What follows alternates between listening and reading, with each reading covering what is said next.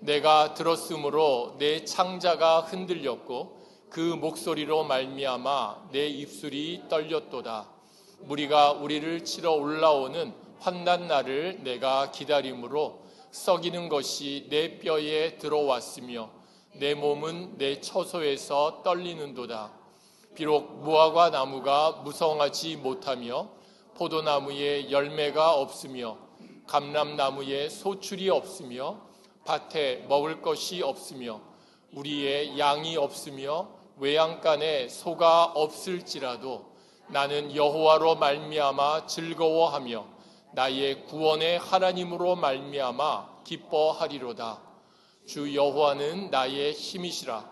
나의 발을 사슴과 같게 하사 나를 나의 높은 곳으로 다니게 하시리로다. 이 노래는 지휘하는 사람을 위하여 내 수금에 맞춘 것이니라. 아멘. 오늘은 성령 강림 주일입니다. 성령 강림 사건은 예수 그리스도가 십자가에 죽으시고 부활하신 후에 이 땅에서 40일간 제자들을 가르치셨습니다. 그 이후 승천하신 이후 성령이 오신 사건을 오순절 성령 강림 사건이라고 합니다. 이 사건을 기억하면서 오늘날 우리도 그 성령의 임재를 사모하며 기도하는 것이 성령 강림 주일입니다. 예수님의 부재로 불안해하는 제자들에게 예수님은 그들과 함께 모여서 기도할 것을 명령하셨습니다. 말씀대로 기도 가운데 성령님이 임재하셨고 그들의 환경과 상황은 변하지 않았지만 그들에게 임재하신 성령님의 그 역사하심으로 말미암아 그들 가운데 있던 두려움이 사라지고 세상을 향한 담대함이 생겨서 목숨 걸고 복음을 선포하기 시작하였습니다. 그 결과 지금 우리가 이렇게 이 자리에서 하나님을 사모하는 마음으로 하나님께 예배를 드리고 있는 것이 아닐까 합니다. 오늘 우리 예배 가운데 그 2000년 전에 성령님이 임재하셨던 그 임재가 똑같이 임하여서 예수님만을 생각하고 기억하는 은혜의 예배가 되기를 소망합니다.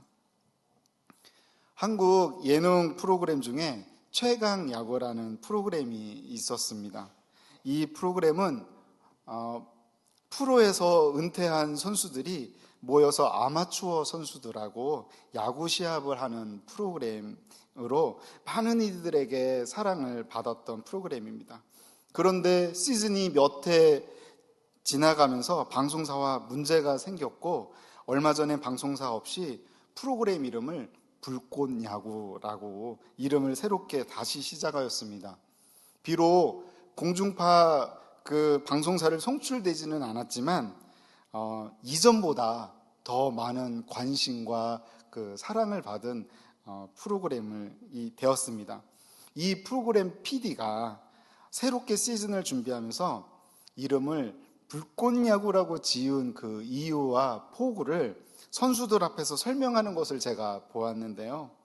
그 말이 제 마음에 와 닿았습니다. 한번 들어보세요.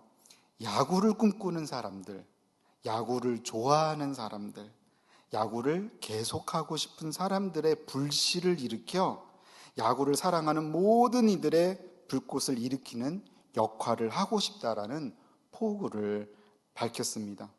그런 의미에서 프로그램 이름을 불꽃야구라고 정하였다고 합니다. 저는 이 설명을 듣는 순간 우리의 신앙이야말로 어려운 환경 속에서도 예수님이 다시 오실 때를 기다리며 복음의 불씨를 일으켜 불꽃과 같은 신앙이 필요하지 않을까 생각하게 되었습니다. 그래서 제가 오늘 설교 제목을 불꽃 신앙으로 정하게 되었습니다. 오늘 본문에 등장하는 이 하박국은 남유다가 바벨론에 멸망하기 직전인 여호야김 왕이 통치하던 시절에 활동했던 선지자입니다. 하박국 선지자는 하나님께 궁금증을 갖고 있는 사람이었습니다. 왜 이 악한 세상에 하나님의 공의가 힘을 발휘하지 않습니까? 악이 세상에 이기는 처럼 보이고, 소위 말해 하나님 지금 뭐 하고 계십니까? 세상이 이렇게 위태롭고 그 악한데 하나님의 공의와 정의는 어떻게 된 것입니까? 라며 질문을 했던 선지자입니다. 그의 물음에 하나님은 하나님의 백성을 향한 구원의 뜻을 밝히셨고, 하나님의 뜻을 알게 된 하박국은 하나님께 기도하며 하나님을 찬양하게 됩니다. 위태로운 이스라엘 백성의 상황을 바라보시는 하나님, 그 뜻이 무엇인지 오늘 그 하박국의 말씀을 통해 한번 살펴보고자 합니다. 먼저 우리 다시 하박국 3장 16절을 함께 천천히 읽어보도록 하겠습니다. 내가 들었으므로 내 창자가 흔들렸고 그 목소리로 말미암아 내 입술이 떨렸도다. 무리가 우리를 치러 올라오는 환난 날을 내가 기다림으로 썩이는 것이 내 뼈에 들어왔으며 내 몸은 내 처소에 떨리는도다. 하박국이 남유다가 맞이할 사건을 묘사하고 있는 말씀입니다. 저는 이 말씀이 어떤 의미를 가지고 있는지 한번 읽었을 때는 쉽게 이해가 되지 않더라고요. 그래서 여러 다른 번역본을 읽어보다가 우리말 성경을 찾아보게 되었습니다. 제가 우리말 성경으로 다시 한번 읽어드릴게요. 한번 잘 들어보세요. 그 소리를 듣고 내 뱃속이 뒤틀립니다. 그 소리에 내 입술이 떨립니다. 내 뼈가 썩어 들어가고 내 다리가 후들거립니다. 그러나 나는 우리를 침략하려고 오는 백성들에게 닥칠 재앙의 날을 조용히 기다릴 것입니다. 하박국은 고백합니다. 내 뱃속이 뒤틀리고 내 입술이 떨리며 내 뼈가 썩어 들어가고 내 다리가 후들거린다고요. 하박국이 무슨 소리를 들었기에 이토록 두려움에 휩싸인 것일까요? 백성들이 닥칠 재앙의 날인 이 심판의 날이 곧 오겠다는 하나님의 말씀을 들은 것입니다. 이 상황에서 하박국은 무엇을 할 수 있었을까요? 만약 여러분이 이 상황이라면 여러분들은 무엇을 할 수 있겠습니까? 아마도 앞이 막막할 따름일 것입니다. 한국의 새로운 대통령이 당선되었습니다. 지난주에 한국의 대선을 앞두고 한국 여러 상인들을 인터뷰한 그런 내용을 보았습니다. 한 상인은 새로운 대통령이 뽑히면 경제 상황이 좀 더 나아질 거라는 그 기대하는 이야기를 하는 사람이 있었고요. 또 어떤 사람은 이제는 아예 어떤 대통령이 되어도 상황은 달라지지 않을 것이다. 기대가 없다라는 상인의 말이 있었습니다. 그렇습니다. 상황이 나아질 것이 없다라는 그런 기대감이 아무것도 없으면 아무 손해도 잡히지 않고 아무런 열정, 하고 싶은 마음이 없어지는 것입니다. 그저 낙심만 하게 되는 것입니다. 이런 상황을 저는 정신적, 육체적, 영적으로 무력한 상태라고 말합니다. 이것은 한국에 있는 사람들이 겪는 것뿐만이 아니라 우리가 처한 미국도 다를 것이 없습니다. 미국 뉴스를 보면 끊임없이 여러 악한 사건들의 그 이야기들을 우리가 볼 수 있습니다. 왜 그럴까요? 세상은 죄로 인해 어두워지고 있다는 공통점이 있기 때문입니다. 이와 비슷한 상황에서 하박국은 재앙의 날을 참고 기다리겠다고 끈을 놓지 않았습니다. 어떤 끈인가요? 하나님이 우리를 구원해 주실 것이라는 소망의 끈입니다. 그는 하나님의 음성을 들었고 하나님의 비전을 보았으며 구원의 하나님을 믿었습니다. 우리에게도 심판의 그날이 도적같이 온다고 하더라도 우리가 두려워하지 않고 기다릴 수 있는 이유는 하나님이 나를 구원해 주시겠다라는 확신이 있기 때문 아니겠습니까? 믿으십니까? 아멘. 성도 여러분, 우리는 혼자가 아닙니다. 성령님은 우리의 연약함 속에서 도우시는 분이며 절망 가운데 있는 우리를 위해 기도하시는 분입니다. 우리 말씀 한 구절을 함께 읽어보도록 하겠습니다. 로마서 8장 26절입니다. 이와 같이 성령도 우리의 연약함을 도우시나니 우리는 마땅히 기도할 바를 알지 못하나 오직 성령이 말할 수 없는 탄식으로 우리를 위하여 친히 간구하시느니라. 아멘. 이처럼 성령님은 고난 가운데 연약해져 있는 자에게 임하십니다. 아니, 우리 가운데 임하십니다. 믿으십니까? 아멘. 우리 믿으시면 아멘 합시다. 아멘. 절망의 상황에서도 우리를 도우시기 원하십니다. 우리와 함께 하길 원하시고 우리를 바른 길로 인도하시는 그 성령님이 계시다는 것을 우리 오늘 이 시간 꼭 기억하시기 바랍니다. 불꽃신앙은 흔들릴 수 있어도 꺼지지 않는 신앙입니다. 하박국은 하나님의 뜻을 믿고 침묵하며 기다릴 줄 아는 성숙한 태도를 보입니다. 여러분들과 제가 떨리는 마음으로 고난과 절망 가운데 임재하시는 성령님을 의지하여서 주의 날을 기다리는 자가 되고 더욱 기도에 힘쓰며 말씀을 붙드는 자가 되시기를 우리 주 예수님의 이름으로 축복합니다. 사랑하는 성도 여러분, 성령님이 임재하시면 어떤 역사가 일어날까요? 하박국의 기도를 통해서 우리가 알 수 있습니다. 오늘 본문인 17절과 18절을 우리 함께 읽어보도록 하겠습니다. 비록 무화과 나무가 무성하지 못하며 포도나무에 열매가 없으며 감람나무에 소출이 없으며 밭에 먹을 것이 없으며 우리의 양이 없으며 외양간에 소가 없을지라도 나는 여호와로 말미암아 즐거워하며 나의 구원의 하나님으로 말미암아 기뻐하리로다. 아멘. 남유다가 처할 상황을 하박국은 이렇게 표현을 했습니다. 무화과 나무가 무성하지 않고 포도나무에 열매가 없고 감람나무에 소출이 없고 밭에 먹을 것이 없으며 우리의 양이 없고 외양간에 소가 없는 상황. 어떤 상황입니까? 이것은 경제적인 피해뿐만이 아니라 생존적 기반이 다 무너진 상황입니다. 식량도 없고 생계도 무너져 있고 돈은 벌어야 하는데 일자리도 없는 상황. 그렇게 해서 언제까지나 기다리면 된다는 보장이라도 있으면 참고 기다리겠는데 상황이 나아지리라는 보장이 전혀 없는 상황이라는 것입니다. 그야말로 소망이 전혀 없는 상태입니다. 하박국은 이것을 이렇게 묘사를 했던 것입니다. 이런 상상하기도 힘든 상황 속에서 하박국이 우리에게 건네는 해결 방법이 무엇입니까?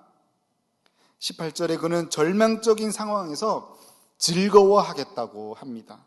기뻐하겠다고 말합니다. 무엇이 그를 즐겁게 하고 기쁘게 하는 것일까요?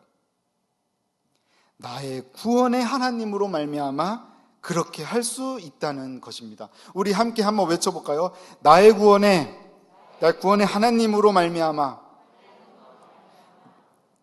우리가 기뻐할 수 있습니다.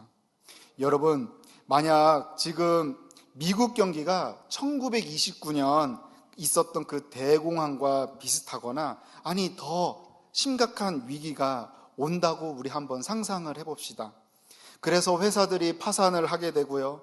그래서 직장이 없어지고 온난화 문제가 지금 너무나 많은데 재해로 인해서 식량들이 다 재배가 안 돼서 먹을 게 더 이상 없고 법의 질서도 무너지고 코로나보다 더 심각한 전염병이 생겨서 사람들이 죽어가고 있다면 하박국처럼 이렇게 기뻐할 수 있을까요?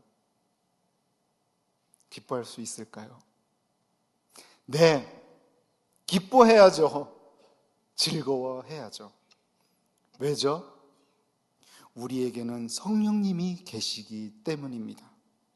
갈라디아서 5장에 성령의 9가지 열매를 설명하는데 그 중에 기쁨이 있습니다.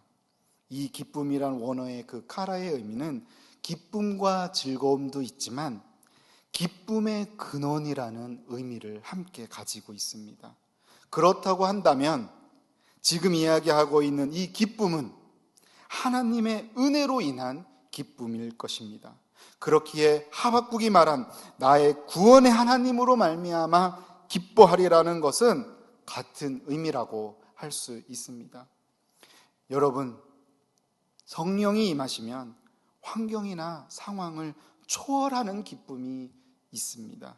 하나님의 은혜 때문에 불꽃 같은 기쁨으로 충만해집니다. 이 기쁨은 세상이 줄 수 없는 것이며 또한 세상이 빼앗아 갈 수도 없는 기쁨입니다. 절망적인 상황을 뛰어넘는 하나님의 구원이 있다는 그 믿음과 확신이 있기 때문에 성도들은 인내를 할 것이고요, 기도하며 성령님이 주시는 그 기쁨과 즐거움을 누릴 수 있을 것입니다. 저는 이것이 불꽃 신앙이라고 생각합니다. 기쁨의 이유를 현실에서 찾는 것이 아니라 하나님 그분 자체에서 찾는 것입니다. 이런 믿음은 세상의 어떤 풍파와 바람에 꺼지지 않습니다. 이 고백은 현실을 부정하는 것이 아니라 현실을 초월하는 믿음의 불길입니다. 이 성령의 불길이 여러분들 마음 가운데 활활 타오르길 주 예수님의 이름으로 축복합니다. 믿음의 불씨를 일으킨 하박국은 다음과 같은 고백을 합니다. 우리 19절을 함께 읽어보도록 하겠습니다. 주 여호와는 나의 힘이시라. 나의 발을 사슴과 같게 하사 나를 나의 높은 곳으로 다니게 하시리로다. 이 노래는 지휘하는 사람을 위하여 내 수금에 맞춘 것이니라. 아멘. 성령은 단지 위로와 기쁨만 주시는 분이 아닙니다. 우리의 능력의 사람으로 변화시키십니다. 사슴의 발처럼 가파른 암벽을 오를 만큼 능숙하게 하시고 불가능한 산을 뛰어넘도록 하십니다. 이 표현을 다윗도 똑같이 사용한 것을 우리가 성경에서 찾을 수 있는데요, 시편 18편을 한번 보도록 하겠습니다. 이 하나님이 힘으로 내 띠 띄우시고 내 길을 완전하게 하시며 나의 발을 암사슴 발같이 하시며 나를 나의 높은 곳에 세우시며. 아멘. 이 박스를 한번 보세요. 하박국과 다윗이 그 말씀했던 것을 이렇게 양쪽으로 적었는데 하박국이 이런 이야기를 합니다. 나의 발을 사슴과 같게 하사, 다윗은 나의 발을 암사슴 발 같게 하시며 나를 나의 높은 곳으로 다니게 하시리로다. 나를 높은 곳에 세우시며. 하박국 선지자는 마치 다윗이 그 말을 되풀이하는 것 같습니다. 하박국과 다윗은 모두 그 위험한 지형에서 사슴처럼 민첩하게 움직이는 능력에 대해서 묘사합니다. 그들은 위기의 상황 가운데 굳건히 서서 대처할 뿐 아니라 그 상황을 뛰어넘는, 그 빠르게 나아갈 수 있는 힘을 설명합니다. 단순히 미끄러져서 내려가는 것이 아니라 오르는 것입니다. 하박국은 언덕과 산이라는 그 영적 고지를 하나님의 힘을 더 발견할 수 있는 기회로 여겼습니다.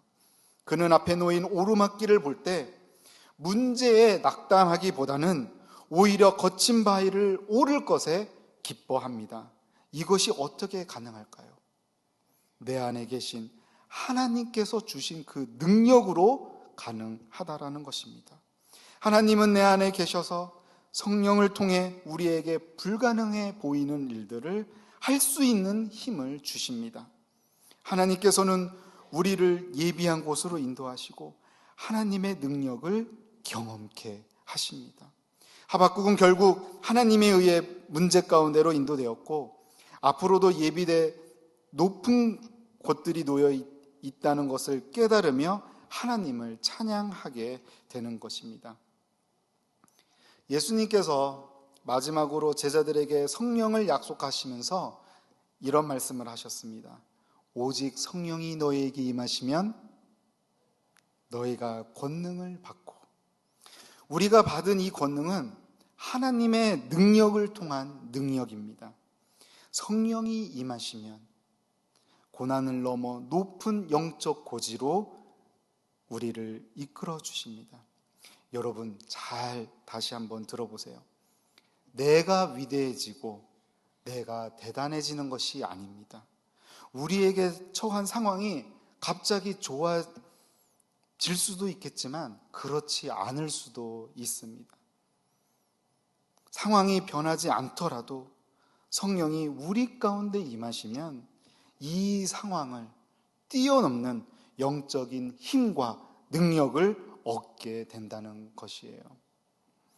오늘 본문 19절은 16절과는 대조적인 모습을 보입니다.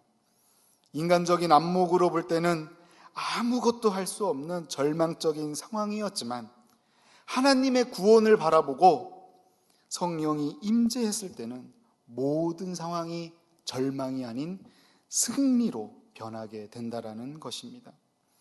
하나님은 고난의 그 바닥에서 우리를 영적 고지로 이끄시는 분입니다. 하박국의 신앙은 더 이상 생존의 목적이 아니라 승리의 삶으로 바라보면서 변하였습니다. 불꽃신앙은 죄로 물든 그 현실을 불태워버릴 것입니다. 내 능력이 아닌 하나님의 능력으로 저 높은 곳을 향하여 올라가는 신앙입니다. 마지막으로 오늘 말씀을 정리하며 우리가 우리의 삶을 적용해 보길 원합니다. 이 땅을 살아가는 것 자체가 죄로 인한 고통의 연속입니다. 정신적, 육체적, 영적으로 굉장히 침체된, 그야말로 우리는 마지막 때를 살아가고 있습니다. 이런 상황 속에서 우리가 살게 될 것을 예수님은 누구보다 잘 아셨기 때문에 예수님께서는 제자들에게 기도의 중요성을 가르치시면서 성령을 구하라고 말씀하셨습니다. 단순히 말씀만 하신 것이 아니라 명령하셨습니다. 성령을 구해라. 너희들이 앞으로 닥칠 그 어려움을 위하여 성령을 구하라. 왜일까요? 왜 예수님께서는 그토록 제자들에게 기도하라고 성령을 구하라고 했을까요? 첫 번째로 성령은 우리의 고난 가운데 임하셔서 우리를 위로하며 인도해 주시기 때문입니다. 두 번째로 성령은 현실을 초월하는 기쁨을 주시기 때문입니다. 세 번째로 성령은 우리의 힘이 되시며 능력으로 이끄시기 때문입니다. 불꽃신앙은 내가 잘나서 잘해서가 아니라 성령님이 우리에게 임재하셔서 타오르게 하실 때 가능해지는 신앙입니다.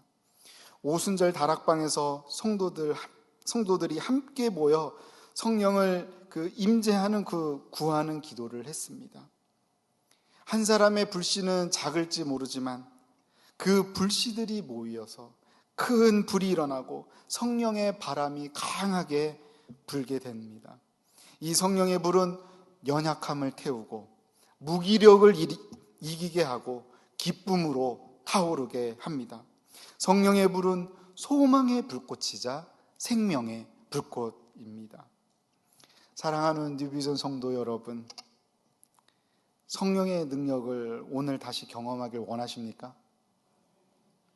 하박국의 고백처럼 우리 안에 꺼지지 않는 성령의 그 불꽃 신앙으로 타오르길 원하십니까?